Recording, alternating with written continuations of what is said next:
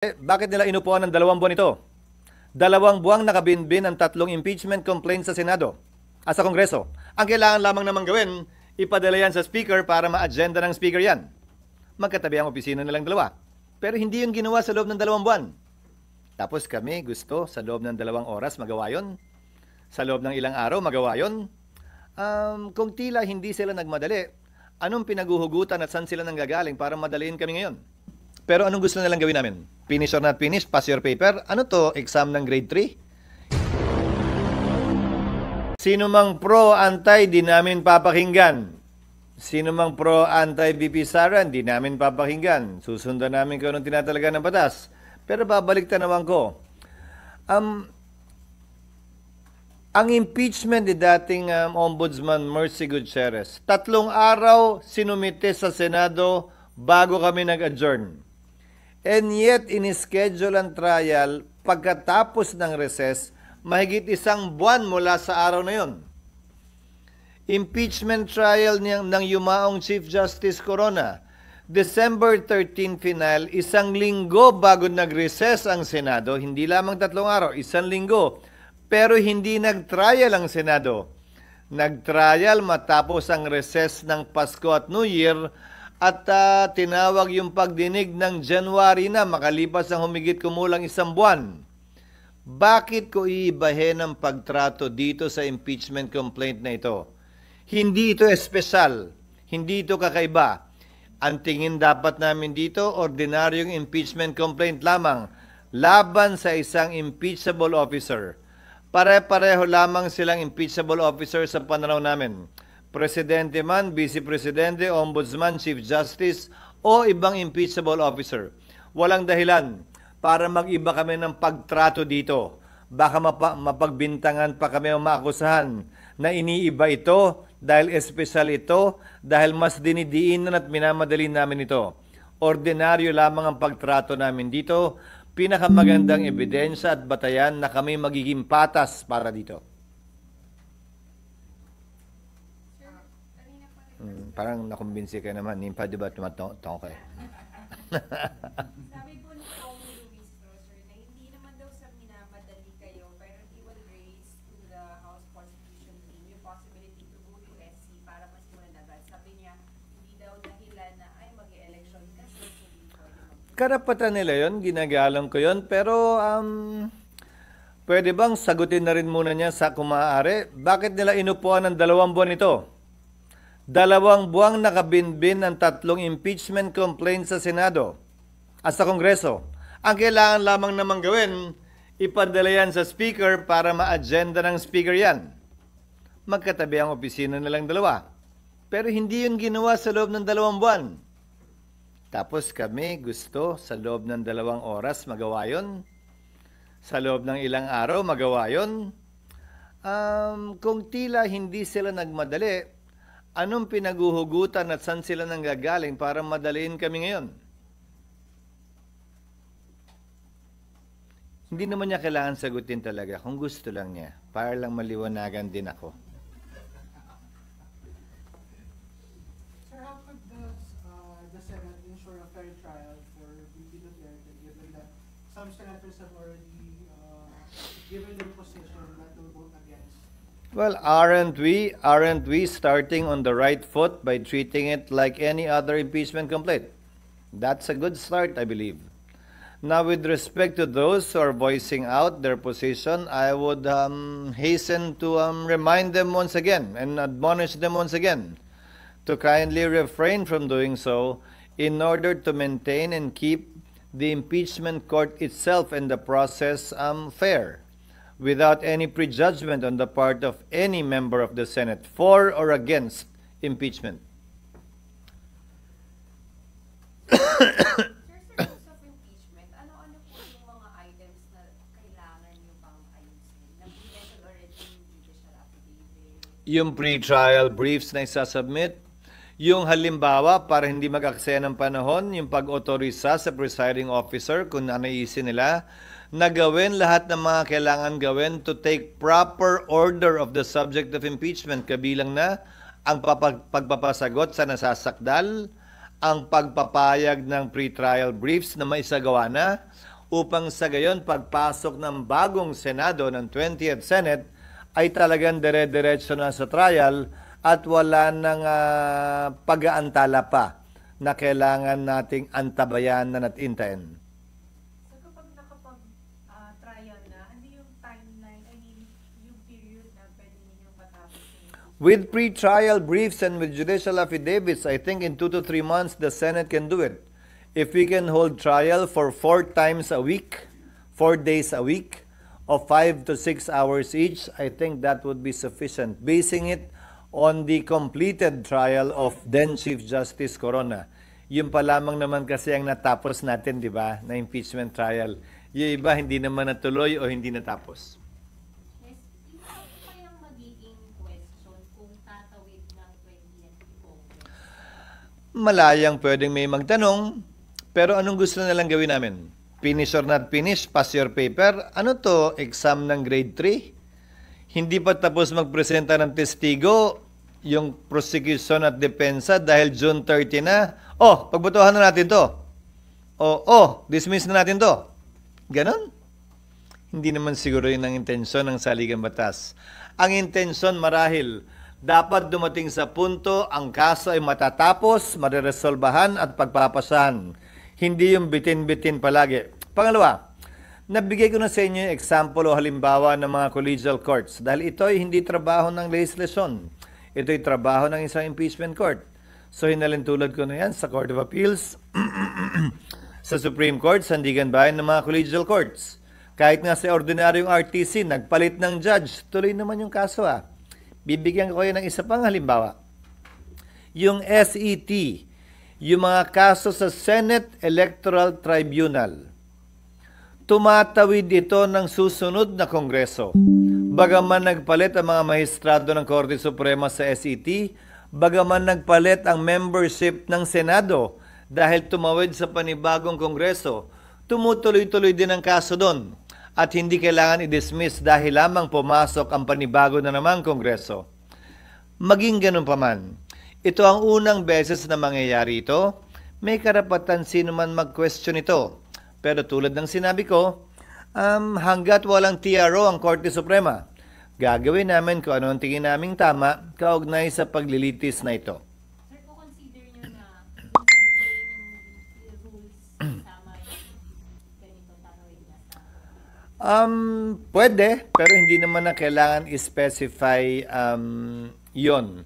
Dahil halimbawa, kapag inotorisa ang presiding officer na nagkataon ay ako, na hindi pa matatapos ang termino ko ng June 30, kung i-authorize ako na gumawa ng mga ilang order at bagay before or prior to trial, kaugnay ng judicial affidavits, pre-trial brief, edi effectively tumawid na po yun ng June 30 dahil ang termino ko ay matatapos pa sa 2028. At sangayon din sa rules ng Senado, magpapatuloy na tagapangulo ang sino man nakaupong tagapangulo ng Senado hanggat hindi nahahalal ang kanyang kapalit sa susunod man na Kongreso o sa loob ng parehong Kongreso. With the senators already furnished with the impeachment complaint and sabi naman na verify yung leading source, magpapatawag ko po. Hindi. Ako hindi ko pa nababasa So you give Mula- them time to... They will be given time to read. They will be given time to review it. We will be sending them a draft of the rules, proposed rules for their review too. Para pagdating ng June 2, wala nang, hindi ko pa nababasa, I need more time to read. Wala nang gano'n. Sapat na panahon na to para mapag-aralan nila lahat ng dapat at kailangan at pwedeng tingnan at pag-aralan. And so nag-time kayo sa drafting ng rules. Hopefully in the next 2 weeks, matapos namin yan, yung draft. And then we'll get opinions from various sectors, the academe, para mabuo namin ito ng may buong tapang at kumpiyansa na sapat na yon. So, Senate legal team mo na yung gagawa, magda-draft na. Yes. So with the consultants na. With the consultants na. Tapos ibabato namin sa ilang academe, sa sector na academe, ilang mga kaibigan namin sa academe, basta't hindi sila sasama o kasama sa impeachment trial sa magkabilang panig. Because again, as I told you the last time, balita namin, siyempre marami ng mga abogadong nagkukonsultahan, nag-a-apply, nagkinukuha sa prosecution man o sa depensa. And then, sa kanyo po i-ibigay din Sa mga senador para mabato rin nila sa kanilang mga consultant para pagdating ng period para pag-usapan namin at pagbotohan yan, handa na ang lahat sa kanilang mga panukalang amendment kung meron man. SD, doon lang sa, sa mga dates. Sabi niyo sa June 2 possible matalakay, may i-refer sa committee. Tama po ba? Hindi na i-refer sa committee yan. Alam niyo impeachment? Sa plenary agad yan. Plenary agad. Tapos magko-convene agad kayo as impeachment court. Pwede. Unahin muna namin yung rules. Unahin muna namin aprubahan yung rules. Is the Senate also open to subpoenaing VP Duterte's bank records? It depends. It depends. The Senate cannot and should not, as an impeachment court, issue opinions regarding that without any party requesting for it. Hindi kami investigador. Hindi namin trabaho hilingin yon.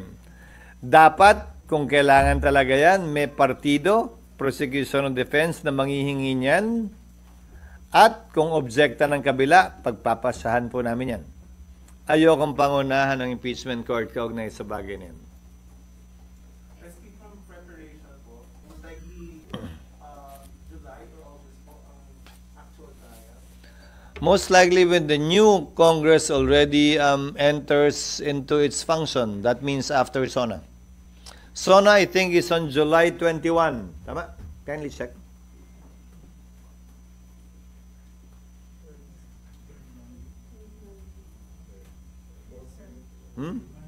SONA is on July 21, so trial will commence after that date.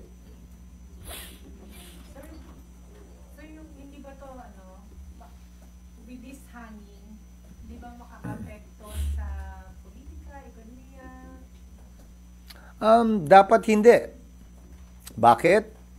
Dahil, ulitin ko, ito ay legal, constitutional at normal na proseso para mapanagot ang ilang matataas na opisyal natin na tinatawag nating impeachable officers. Hindi ito dapat katakutan. Hindi tayo dapat tumakbo palayo dito. Hindi tayo dapat mabahala dito. Dahil normal, ordinaryo at legal na proseso ito na nakasaad sa ating saligang batas.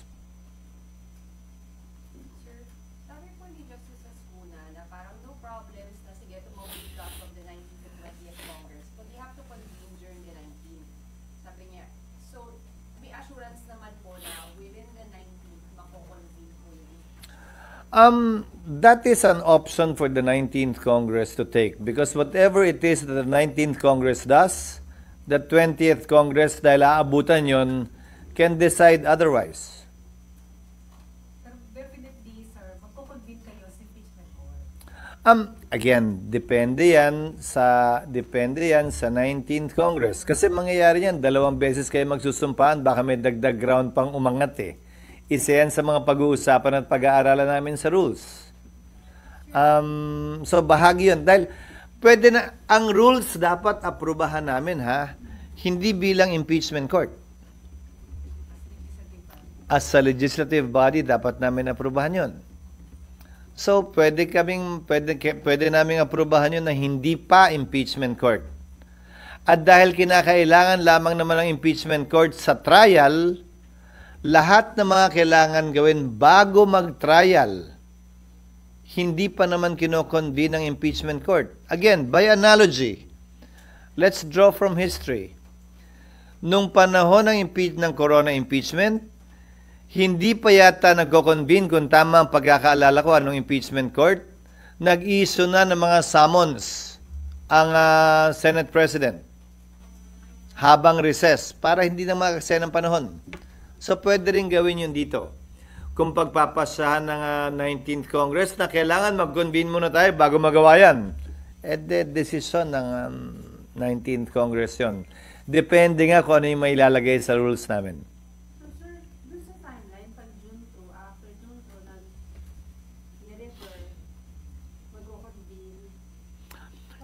Again, don't be confused about and stuck with convening. Kahit mag-convene yung impeachment court, anong gagawin namin? Ang unang-unang gagawin pagkatapos ng rules, papadalan ng summons ang nasasakdal. 10 araw para sumagot kung hindi siya hihingi ng extension. Pag humingi ng extension, malamang pagbibigyan naman yun ng isa. Ngayon, pagkatapos nun, 10 araw din para magsumite ng reply. Baka humingi din ng extension. Pagkatapos nun, baka humiling naman yung nasasakdal na pagkakataon magsubmit ng rejoinder. Hindi ko alam, pero karapatan niya yun. Karapatan din ng prosecution magsubmit ng sir rejoinder. Karapatan din ng magkabilang panig kung tingin nila may nais pa silang sabihin o isumite na pleading, magsumite na tinatawag nating ad cautela pleading. So, mahaba pa yun eh. Tapos magpi-pre-trial. Maghahanda sila ng judicial affidavit, pag-uusapan nila kung ano yung mga admission na pwede na lang sabihin, hindi na kailangan patunayan yan para hindi humaba. Okay na kami dyan, tanggap na namin yan. Kaya nga ang tawag pre-trial, di ba? Kasi hindi pa trial eh, before trial. So, ang dami pang gagawin bago yung actual impeachment court ay kinakailangan umupo at dinggin ng anumang bagay. At sa loob ng 6 na araw, maski na 30 araw, baka hindi pa matapos yun. Yan yung sinasabi ni Senator Coco, ang ating minority leader na in-interview niya, na 10 days, 10 days, 10 days, 10 days. Ubus na yung June 30 eh. Bago magsimula kasi ang trial, kailangan lahat yun matapos muna. Kaya nga pre-trial ang tawag doon.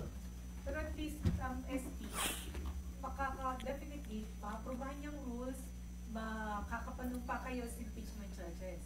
And then, Baka nga hindi pa kailangan eh. Dahil kung nakalagay sa rules na pwede nang gawin lahat yan, kung nakalagay sa rules na pwedeng gawin yan ng presiding officer, nang hindi kinoconvene ng impeachment court, posibilidad yon.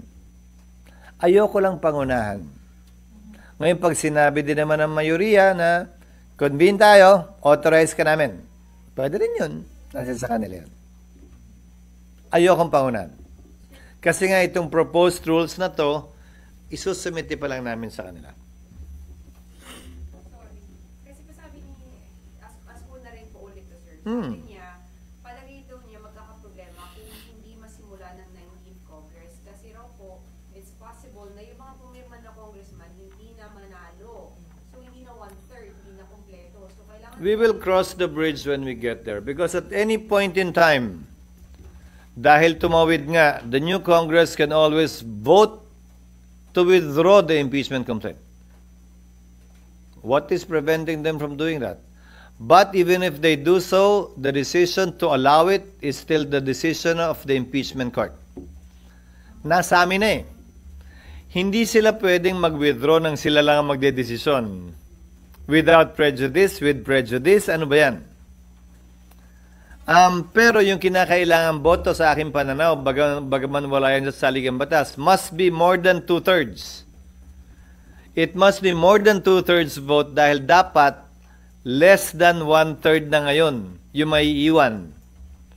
Higit sa 2/3 yung may gustong i-withdraw yon. Pero sa dulo, decision pa rin ng impeachment court yan. Hindi porkit gusto nilang withdraw, automatic mawi-withdraw yan. Pero sir, di ba yung capacity nila sa pagpapile ng complaint is because they are congressmen.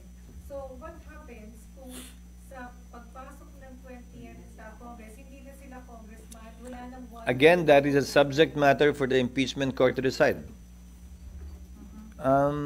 Kung less than 1/3 na lamang yung nanalo, matapos na eleksyong ito natatawid sa 20th Congress, if the proper motion will be made by either side, pagpapasa ng impeachment court yan. Kung i-dismiss na or... To my mind, we cannot do that and we should not do that motu proprio or on our own. Someone should ask for it. Again, the court generally should be a passive body. Meaning, pagpapasahan namin kung anong ilalagay sa harapan namin para pagpasahan. Hindi para sa amin na pangunahan ng magkabilang partido at panig na gawin nyo to, wag nyo gawin to, wag nyo gawin to. Bago kami may gawin, dapat may humiling. Dapat may humiling either from the Senate Or from the parties. I would prefer that it come from the parties. So, SP, kung matatapos yung June 13, tapos hindi pa kayo napagsigawa ng pre-trial, wala mangyayari impeachment trial during, pwede in Congress. Pag sinabi mo ang trial, ang pre-trial, hindi trial. Hindi Kaya nga pre-trial eh, hindi pa siya Wala kayo trial. nagpapagawa proseso within, hanggang June 30, tapos na-term nyo. Hmm. Pwede in Congress, wala na kayong trial. Wala mangyayari trial. Ganun po ba? Wala akong sinabing ganun. Saan galing yun? Tumalon ka na naman eh. Tumalon ka na naman. Hindi na po na pang grade 3. Ubus na kasi Ano? yung oras niyo, SP, diba? Doon pa lang kapag-usapin ng documents dun sa proseso. Sinabi ko na sa inyo, di ba? Ministerial ang pagtanggap namin ng impeachment complaint. Nasa Senado na yan. Ano mang disposisyon niyang kasong yan, impeachment court na ang magpapasya. Dinismiss ba? Hindi naman. Idi-dismiss ba namin kung hindi namin matapos lahat ng kailangan gawin? Malamang hindi. So, sino ka, siya o sila para magsabing wala na? Hindi pa pinagpapasahan ng impeachment court. SP, kasi siguro rin gusto namin mag-picture SP na kung kahit one day makapag-convince kayo in one day. Wala ngang anong gagawin nga. Anong gagawin? Hindi naman kami pwedeng tumanggap ng testigo. So, Wala kaming gagawin. walang maaasahan na at least even No, a day. depende nga sa magiging impeachment rules na mapapasa. Kaya nga dapat una muna yon. Pag sinabi ng impeachment rules, dapat convene muna. E di magko-convene kami. Bago itong lahat ng tumagawa, e di magko-convene kami. Pero pag hindi yon ang nakasaad sa rules namin at pwede na namin gawin to nang hindi nagko-convene, e di hindi kailangan mag-convene. But make no mistake, the Senate already has jurisdiction over the subject matter of the impeachment complaint. Mangyayari ba yung mag-o-oath na yung mga senators? Kayo naman, picture lang ang habol nyo at video. Wala namang kinalaman yun doon. That is not our concern. Sir? Having your photo up for that oath taking or whatever is not our concern. Our concern is to be able to maximize the available time in the 19th Congress and hopefully be able to save on some time for the 20th Congress when it comes. Sir? So, sir, clarify ko lang. Sir, yung magiging process pa ng so far, if tama ako, sir, i-clarify lang, until June 30, parang ministerial lang yung pangyayari na Hindi ministerial lang. Nagawa na namin yung ministerial na pagtanggap. Hindi ministerial ang pag-approve namin ng rules. Pagdidebatihan yan. Pagbobotohan yan. Kung anong mapapaloob dyan, ilalaman ng rules, debate at boto yan. I-amendahan yan ng makailang ulit malamang. So, hindi siya ministerial. Ngayon, kung nakapaloob sa rules, pwede nang gawin lahat ito sa ilalim ng presiding officer lamang. E di, hindi kailangan mag-convene. Pag sinabing dapat mag-convene muna kami para masimulan, e di hindi nang susundin namin. Pero wala pa yun sa rules ngayon. Kailan kayo, sir, magiging impeachment court? At what point? Kapag ka manumpa na at magsimula na ang trial. Kasi kahit manumpa kami, anong gagawin nga namin? after the sir, most likely 20th Congress na po. Yes, I've said that since our first press con when they filed it. Sir, so how Most likely, the actual trial will begin in the 20th Congress. So, sir, before the actual date, anong tawag sa inyo? Walang term. Hindi pa kami impeachment court. Dahil nga hindi pa sumusumpa. Uso naman yan, di ba? Walang label. Sir, paano po kung a little over more than lang ng 1 1/3 yung nakabalik dun sa mga pumirma na. I mean, nanalo sa eleksyon. May questionin pa ba yun? Basta't- 1/3 pa rin. Basta't 1/3 pa rin. At saka ang tanong, may magrereklamo ba? Sasabihin ba ng panig ni Vice President Sara, oh, ganito na lang. Again, hindi kami pwede manguna. A court is a passive body. Hindi kami pwede mag-una-una. Iintayin lang namin kung ano yung hihilingin ng magkabilang partido. Hindi para sa amin turuan sila kung anong dapat o hindi nila dapat gawin. May mga abogado silang kukunin para dyan. Hindi para sa amin turuan sila kung anong makakaganda sa kaso nila. Desisyon nila yan. Sila ang bahala dyan. Hahayaan namin silang gawin yan. At kung sakasakaling may mag-raise, mag-bring up ng bagay na yan, we will decide on it as it comes. Sir, sorry. Nandun pa rin tayo sa picture ng wala na. Sir, technical lang po. So, sir, yung impeachment rules, kapag okay na po sa inyo, it has to be approved by plenary. Yes. And then it depends on what is contained in the impeachment rules now. Kasi parang ang ina-expect namin at least may Kaya nga. Pero kahit nga makuha nga yung photo op na yon, anong gagawin namin? Wala pa rin naman kasi papasagot. Remember, we have 6 session days when we resume. Okay? We have 6 session days. From June 2, we have 28 days left, including Saturdays and Sundays. Yung period pa nga lang of the exchange of pleadings, yung palang ubos na yung June 30 eh. parang yun sir kasi yung maipakita that the process has already started. When you convene as an impeachment. The process has already, as of today, as of February 5, the Vice President was already impeached. She is an impeached Vice President already. That's the beginning of the process. The process has begun.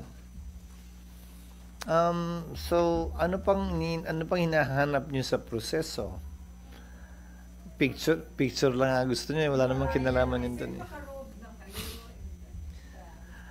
Kaya nga, darating yun, it will come, pero hindi naman yan minamadali dahil lamang gusto niya ng photo op. Hindi naman ganun yun. June 30th. Again, Hindi mo nangyari hanggang June 30 or after na. depende nga sa rules na aprobahan namin. Pero kung ako tatanungin nyo, wala pang trial eh. Ne, wala pa kasing trial eh. Walang gagawin eh. Wala pang gagawin yung court mismo. Remember, a court is convened once it is ready to receive evidence. All of these will come in, the reception of evidence, after the pre-trial procedures are completed. Wala pang actual reception of evidence. Pero sir, di ba, pag hindi pa kayo nakapag-convene as impeachment court, parang hindi ba ulitin yung filing ng articles of impeachment? Hindi ah. Hindi. Saan mong galing yung... Ano na nga ba sinabi ko sa'yo? Hindi porket magpapalit ng Kongreso, dismiss lahat ng pending na kaso. Kasaside ko lang nga kanina, di ba? Yung SET na mismo, Senado na yun. Senado na mismo yun, ha? Tumatawid, Yun, walang debate, wala naman nagrereklamo. Di ba? So, anong... Yun, kaso din yun. Hindi legislative yun. So, anong problema? Ngayon, karapatan nila dahil unang beses mangyayari ito na mag-question sa korte. Kaya wala kayong photo op ng ganun sa 19. Okay lang sir, nandito pa naman kami pwede. Kaya nga, makikita nyo pa rin naman yun. Sir, sabi naman ni Vice President, hindi daw, malamang hindi siya umattend sa impeachment trial. Baka daw kayo ma-intimidate.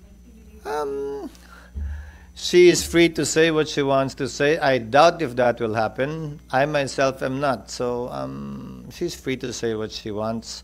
But if she needs to attend, we will make her attend. If she doesn't need to attend, we won't force her because that's her right to waive her right to appear unless it is necessary or needed.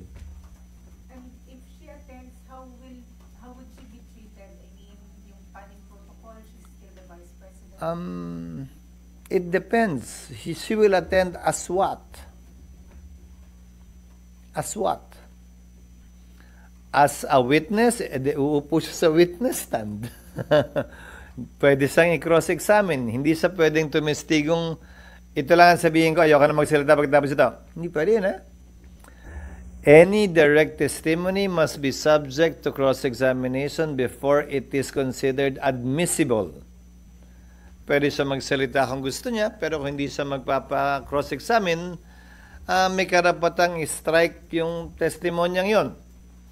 Will she attend as a spectator? Will she attend as a lawyer, lawyering for herself? It depends in what capacity she will attend. And she will be accorded the treatment depending on the capacity that she will be attending. As a lawyer, then she will sit with all the other lawyers. As a witness, she will sit in the witness stand. As a mere spectator, not part of the legal team, she will sit in the gallery. I'm sorry? VIP gallery or the ordinary gallery? Most likely VIP gallery. Why will we not accord respect not only to her but to her office? Of course we will. I'm sorry, on mining fiscal regime, is the Senate open to instead implementing an export tax on oil instead of the ban? That was not talked about and considered. If it's a tax, it must emanate from the House. That was not the subject matter of a hearing in the House and also in the Senate. Hence, it would be unfair to impose a tax that was never heard, especially by the House, given that all tax measures must emanate from the House. But sir, is the Senate still open to reviewing the ban on oil instead? Because miners are against this. Bakit sila against? Because it will affect their earnings. Yung kita nila maapektuhan. Paano naman yung kita ng ordinaryong Pilipino? Paano naman yung ekonomiya? Paano naman yung sariling steel industry natin para magmura naman ang presyo ng bakal dito sa ating bansa na ginagamit sa construction? Hindi naman pwedeng sila na lang. Isipin naman nila ibang tao. And remember, the Mining Fiscal Regime Bill seeks to make it easier for them to do mining. Ito lang yung sukling hinihiling namin. Ito yung kapalit na babalik naman sa tao, hindi lang para sa kanila. I hope they will not be that selfish in deciding on these matters. I think they should think of their country because after all, they are Filipinos. Bearing in mind that the Constitution requires Filipinos only to engage in mining, although they can have an FTAA. Sir, yung merong announcement ng Malacanang for a new appointee sa COMELEC coming from Meron na ba? Parang wala pa. meron isa from si Attorney Kasinga who is from the law department. Hmm. Is that on the right track na magagaling na mismo sa loob ng Yes, pinanawagan ko yan. Sinagot ko yung suwestyon ng isang abogado na dapat daw manggaling sa rekomendasyon ng oposisyon yung mga ipapalit. Ang sagot ko'y hindi dapat manggaling sa hanay ng oposisyon o ng administrasyon. Kung ako ang tatanungin, dapat kumuha ng tigaloob. Tigaloob dahil dati ng impartial, dati ng patas, dati ng parehas, at alam niya na ang trabahong kailangan niyang gawin. At hindi na kailangan turuan pa. Lalong-lalo na, nasa kalagitnaan na tayo ng eleksyon. Magsisimula na ang unang araw ng kampanya, bukas na bukas mismo. Pagpalik niyo pa siya masasanay sa Oo, pero ad interim appointee siya. Ibig sabihin, meron siyang buo at kompletong kapangyarihan bilang COMELEC Commissioner, bagaman hindi pa siya nako-confirm ng Commissioner appointments dahil nga ad interim appointee siya. Pag-resume namin, kung siya'y hindi mako-confirm o yung pangalawa hindi mako-confirm, kailangan siyang i-repoint uli ng Pangulo pag-recess namin para mapagpatuloy niya yung kanyang trabaho habang kami naka-recess hanggang bago mag-SONA.